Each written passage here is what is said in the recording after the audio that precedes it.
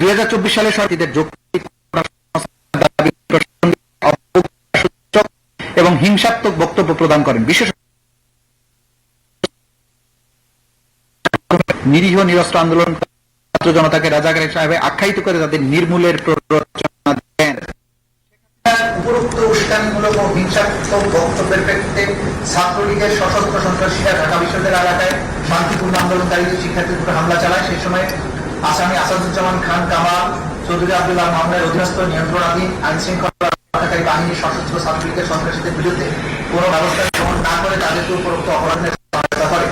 পরবর্তীতে আওয়ামী লীগের সাধারণ সম্পাদক ওবায়দুল কাদের সহ তৎকালীন সরকারের বিভিন্ন মন্ত্রী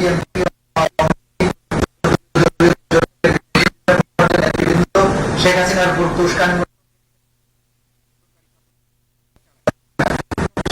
উপরোক্ত উস্কানিমূলক বক্তব্যের প্রেক্ষিতে তৎকালীন সরকারের স্বরাষ্ট্রমন্ত্রী আসাদুজ্জামান খান কামাল, তৎকালীন আইজিপি চৌধুরী আব্দুল্লাহ মামুন তাদের অধীনস্থ আইন শৃঙ্খলা বাহিনীর সদস্যদের নিরীহ নিরস্ত্র আন্দোলনকারীদের উপর সশস্ত্র আক্রমণ চালানোর নির্দেশনা প্রদান করে।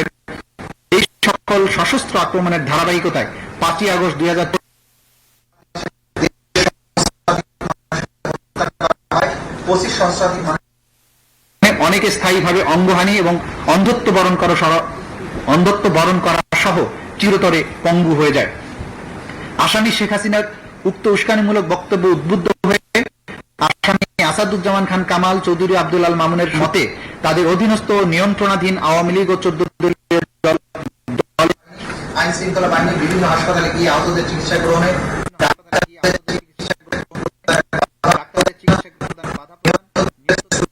পোস্টমর্টেম করতে কিংবা রিপোর্টে মৃত্যুর সঠিক কারণ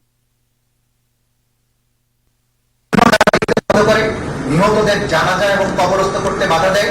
নিহতদের স্বজনের কাছে মৃতদেহ হস্তান্তর না করে